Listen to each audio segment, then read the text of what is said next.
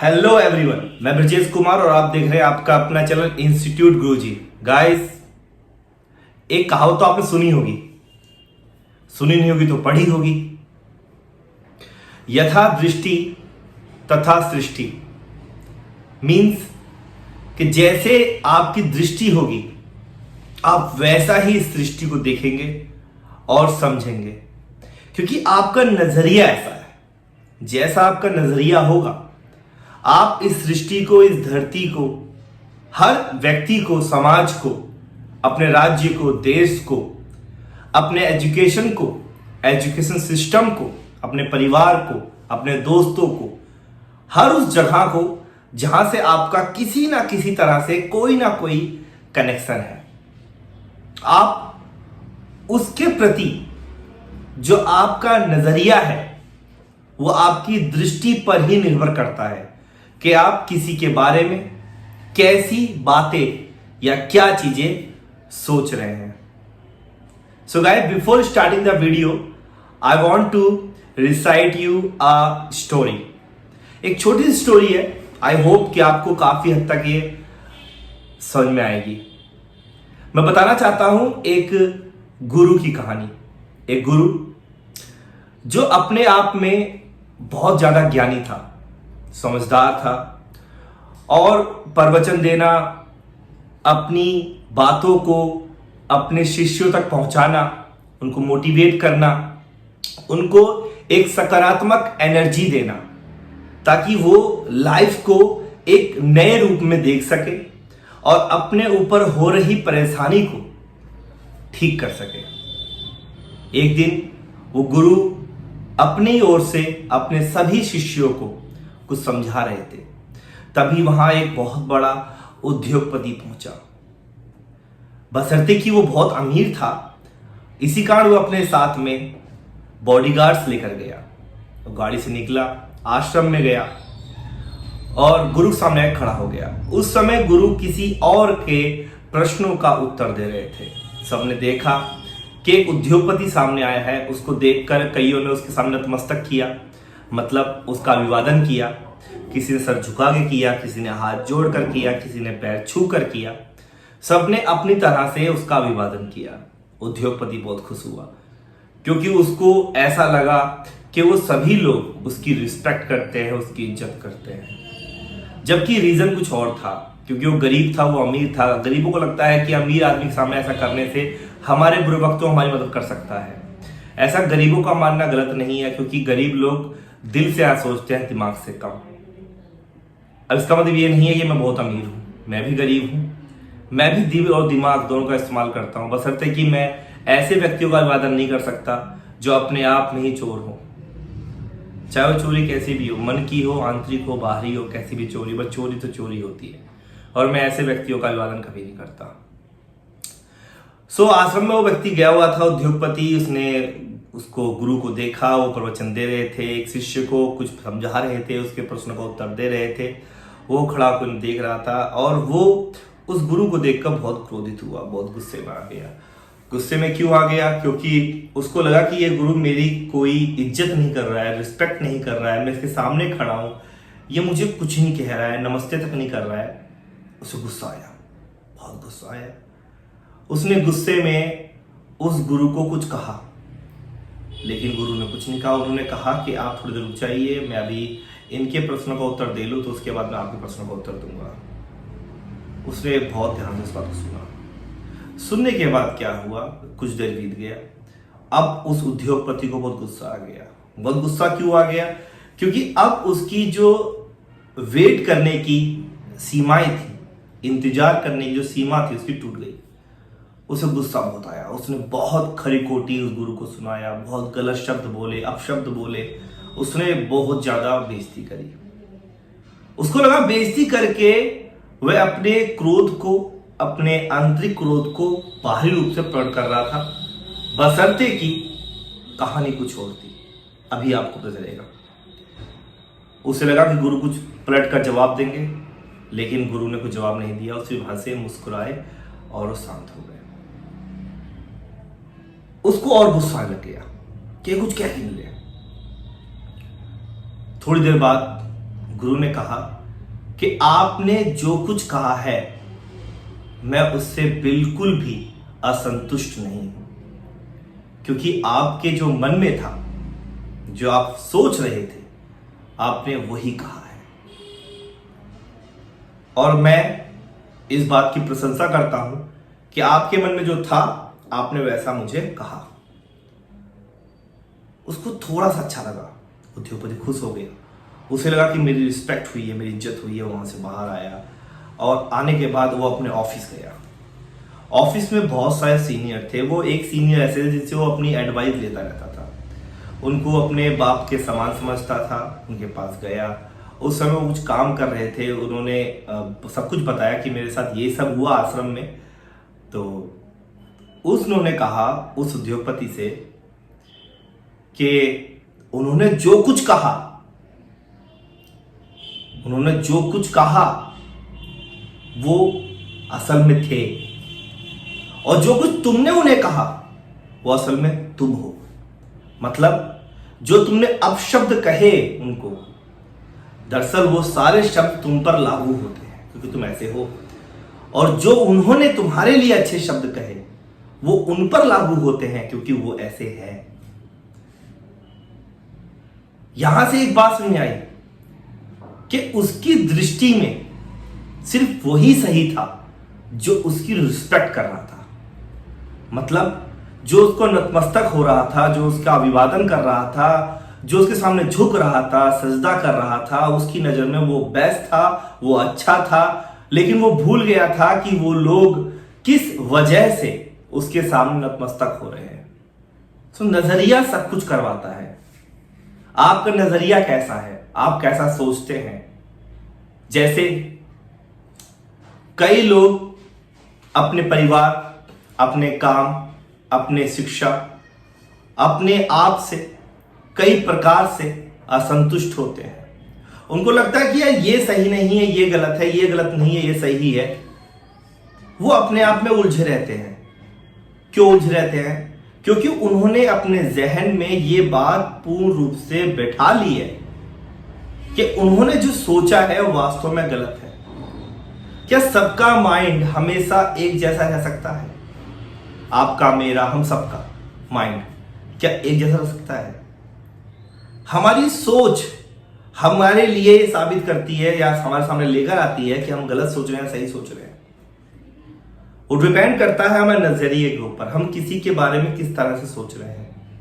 Suppose करो आप अपने घर से कहीं और गए और कहीं और जाने से पहले आप बहुत कुछ सोच रहे थे कि मैं यहां बैठे बैठे परेशान हो गया हूं, घर में क्या करूंगा मैं, मुझे बाहर जाना चाहिए, मुझे जॉब ढूंढनी चाहिए, जॉब करनी चाहिए, मुझे पैसा कमाना चाहिए, अपनी लाइफ को, अपने स्टाइल को, अपने आप को बदलना चाहिए। और आप ऐसा सोच रहे हैं क्योंकि आप घर बैठे हैं। और जब आप घर से वहां चले गए, काम धंधा करने लग गए, तो वहां जाने के बाद आप ये सोच रहे हो कि काश मैं घर पे होता, मैं ऐसे रहता, मैं वैसे रहता, ये वो बहुत कुछ चीजें।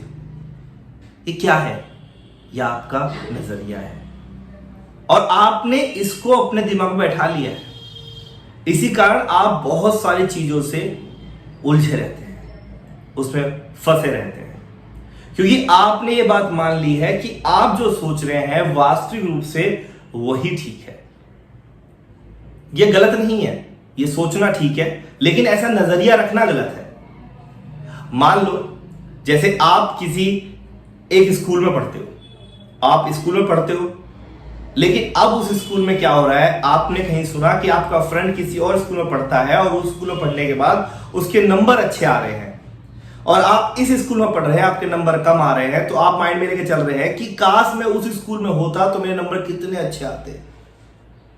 आपने बहुत ही मशक्कत करके, मेहनत करके किसी तरह से उस स्कूल में एडमिशन ले लिया, अपने दोस्त वाले स्कूल में आप पहुंच गए। स्कूल में जाने के बाद रियलाइज हुआ कि यार इस स्कूल के अंदर में बहुत ज्यादा नियम कानून है, उनको फॉलो करना पड़ता है, इतना होमवर्क होता है, इतना टास्क होता है, एक्टिविटीज होती है, सब में पार्टिसिपेट करना पड़ता है। अगर मैं पार्टिसिपेट नहीं करूंगा तो मैं नंबर गेट नहीं कर पाऊंगा। जबकि उसका फ्रेंड उसी स्कूल में रहकर सब कुछ कर चुका है और वो नंबर ले चुका है और उसने अपने आप को साबित कर चुका है कि he is the best student in the school. लेकिन ये सिर्फ अपने दोस्त के नंबरों को देखकर स्कूल चेंज कर, जब स्कूल में पहुंचता है तो उसको उस स्कूल में सिर्फ कमियां दिखाई देती हैं, और जिस स्कूल को छोड़ कर आया है वो उसके बारे में अच्छे अच्छे पॉइंट सोचता है कि मैं उस स्कूल में था तो मैं ऐसा था, मैं उस स्कूल में तो ऐसा था। ये नजरिया है। आपके नंबर कम आते हैं, आपने मेहनत करी, आपके नंबर कम आते हैं, आपने मेहनत करी, आप पैसा कम कमाते हैं, आपने अच्छा स्ट्रगल किया, आपको अचीवमेंट नहीं मिली, आपने अच्छी चीजें खरीदी, आपको कामयाबी नहीं मिली, आपको कामयाबी मिली तो आपने कामयाबी की वैल्यू को नहीं रखा। ये सब क्या है? अगर मैं इसको एक बार बोलूं, ये एक ब्लाइंड स्पॉट, मतलब कि ऐसी जगह जो आपकी नजर में तो है लेकिन उस पर नजर देना छोड़ दिया। सपोज करो कि आपने अपने घर में एक सुंदर सी पेंटिंग लेके आए, और जब वो पेंटिंग लेके आया आपने उसको अपने ड्राइंग रूम में या अपने बेडरूम में लगाया, आप उसको रोज निहारते थे, देखते थे, उसको देखकर आप उससे पॉजिटिव एनर्जी लेते थे, अच्छा लगता था, आपको मजा आता था। दिन बीतते गए, समय बीतता गया, साल बीतता गया, एक दिन ऐसा आया कि आपने उसकी तरफ देखना छोड़ दिया। अब आपके सामने वो चीज है तो, लेकिन आप उसको देख नहीं रहे हो, क्योंकि अब आपका नजरिया कुछ और हो चुका है उसके प्रति, और आप किसी और चीज में आगे जा चुके हैं। अब आपके लिए सिर्फ क्या रह गया है? Blind spot. मतलब वो है तो, लेकिन वो सिर्फ है। ऐसे ही आपके हर फील्ड में होता है। आप कुछ पल के लिए अपने आप को करते हैं कि नहीं, मुझे ये करना आता है, मैं ये कर सकता हूं, मुझे ये करना चाहिए, मुझे आगे बढ़ना चाहिए, अगर मैं ऐसे से चलता हूं तो मुझे कामयाबी मिलेगी। आप फैसला अच्छा करते हो, आप सोचते हो अच्छा हो, लेकिन जब कुछ देर बाद आपका नजरिया चेंज हो जाता है तो वहीं पर आकर आप फंस जाते हैं और आपको नुकसान होना शुरू हो जाता है। जैसे मान लो, बहुत सिंपल सी बात है, मान लो कि आप किसी बिजनेस में लगे हुए हो और आपको वहां से अच्छी अर्निंग हो रही है, अच्छी अर्निंग हो रही है, आपको आगे बढ़ने की अपॉर्चुनिटीज दिख रही है। किसी और के कहने पर आपने अपना माइंड चेंज कर लिया और उसने कहा आपसे कि मेरे यहाँ पर मुझे हफ्ते में 2 दिन का हॉलिडे मिलता है और मेरी सैलरी तुमसे ज्यादा है, और आपने इस बात को सुनकर तुरंत अपने उस जॉब को छोड़ा जिस जॉब पर आप काफी समय से लगे हुए थे। और ऐसा करना आपके लिए बहुत गलत साबित हुआ। और यही चीज मैं आपको बताना चाहता हूं कि अगर आप अपने नजरियों को सही डायरेक्शन में रखेंगे तो आपको सब कुछ मिलेगा। अगर आप माँ बाप से चिपक कर रहेंगे कि नहीं, मैं अपने माँ बाप को छोड़ के नहीं जा सकता, या आपने फैसला करा कि मैं माँ बाप को छोड़कर किसी और शहर में जाऊंगा, किसी और कंट्री में जाऊंगा, यहाँ पे जॉब करूंगा, पैसा कमाऊंगा, अपने लिए, अपनी फैमिली के लिए बहुत कुछ अच्छा करूंगा, तो आप तब कर पाएंगे जब आपकी मोह माया से आप थोड़ा दूर हो जाएंगे। कहना मतलब ये है, माँ बाप के लिए जियो, माँ बाप के साथ ही अगर जीते रह जाओगे तो आप आगे कब बढ़ पाओगे? कैसे बढ़ पाओगे? आप अगर उनके साथ ही चिपक के रहोगे तो आप आगे बढ़ो कैसे? अगर आपके पेरेंट्स आपको चिपका कर रखेंगे तो आप आगे बढ़ोगे कैसे? आपके अपने खुद के फैसले बहुत ज्यादा मायने रखते हैं। किसी और के कहने पर अपने फैसले चेंज कर देना सबसे बड़ी गलती होती है। इसे कहते हैं कमजोर नजरिया। अगर आपको लगता है कि इस रास्ते से, इस नजरिए से मुझे नुकसान मिल रहा है, थोड़ा घूम कर देखो, किसी और नजरिए से आपको फायदा मिलेगा। कहना मतलब यह है, मान लो एक पक्षी है, वो पक्षी अंडे देता है, अंडे में से चूजा निकलता है या कोई बच्चा निकलता है उसका, कोई भी हो, चाहे वो पक्षी चिड़िया हो, चाहे वो बाज हो, गिद्ध हो, कोई भी हो पक्षी, अंडा निकलता है, तो क्या वो पक्षी अगर उसको अपनी बाहों में भर के रहेगा कि नहीं मेरा बच्चा, मेरा बच्चा, मेरा बच्चा, तो क्या वो पक्षी कभी उड़ पाएगा? क्या वो उड़ना सीख पाएगा? क्या वो अपने आप को आसमान की ऊंचाई में लेके जा पाएगा? नहीं जा पाएगा।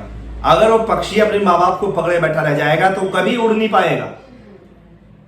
लेकिन अगर उसके माँ बाप उसको आगे बढ़ने के लिए प्रोत्साहित करेंगे तो जरूर वो उड़ पाएगा और आगे बढ़ पाएगा। ठीक उसी तरह से अगर आपके पेरेंट्स आपको प्रोत्साहित करेंगे और आपको आगे बढ़ने के लिए बार बार समझाएंगे, या आपको किसी एग्जाम्पल से, किसी उदाहरण से, किसी तरह से आपको इस और आगे बढ़ने की प्रेरणा देंगे, तो आप डेफिनेटली आगे बढ़ोगे और कामयाब हो जाओगे। और वहीं से आपका एक नया नजरिया सामने आएगा कि आपने अच्छी सोच के साथ अपने नजरियों को बदला और आप आगे बढ़ गए। सो गाइस, सबसे जरूरी है कि change your sight, then you can change your mind. अपना नजरिया बदलोगे आप ना, तो आपकी सोच, आपका दिमाग भी बदलेगा। जैसे मौसम होता है ना, कई लोग ऐसे होते हैं जो सर्दी आती है तो कहते हैं गर्मी का मौसम बड़ा अच्छा था भाई, सर्दी में बहुत दिक्कत होती है यार, बाहर जा नहीं सकते हैं, ठंड लगती है, बहुत सारी बातें सोचते हैं। गर्मी आती है तो सर्दी बहुत अच्छी होती है। तो जैसे मौसम चेंज होता है ना, वैसे हमारा दिमाग चेंज होता है, हमारा माइंड भी चेंज होता है। सुबह अच्छा होता है, शाम को बेकार हो जाता है। एक दिन बहुत अच्छा जाता है, एक दिन बहुत बेकार जाता है। एक दिन दुखी रहता है, रोने का मन करता है, एक दिन दिल बहुत खुश होता है, हंसने का मन करता है। ये क्या है? आप चेंज ऑफ मौसम बोल सकते हो, चेंज ऑफ माइंड बोल सकते हो। हमारे दिमाग का बदलता रूप प्रतिरूप है। जैसे बाहर का मौसम चेंज होता है, हमारे दिमाग का मौसम भी चेंज होता है। अगर आप गुस्से में हो तो एक पल के बाद आपका गुस्सा ठंडा हो जाएगा। जैसे पानी उबलता है तो गर्म हो जाता है, लेकिन कुछ देर बाद उसे छोड़ दो, ठंडा हो जाता है। ये सब हमारे दिमाग की सोच है। अगर आप आगे बढ़ोगे तो आपके नजर भी चेंज होगी और आपका नजरिया भी चेंज होगा।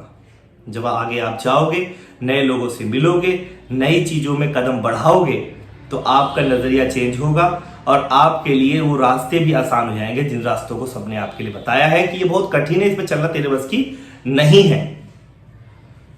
सो गाइस, आई होप कि जो मैं आपको बताना चाहता था या जो मैं चाहता हूं, इस वीडियो से आपके तक पहुंच चुका होगा। फिर भी अगर आपके पास कोई भी क्वेश्चन हो तो मुझे आप कमेंट बॉक्स में कमेंट करके पूछ सकते हैं, मैं आपका आंसर जरूर दूंगा। और आने वाले वीडियो में मैं इससे बेहतर कंटेंट आपके लेके आऊंगा, ताकि आपको मैं जितना हो सके उतना ज़्यादा मोटिवेट कर सकूं। तो गाइस, तब तक के लिए जय हिंद, जय भारत, नमस्कार।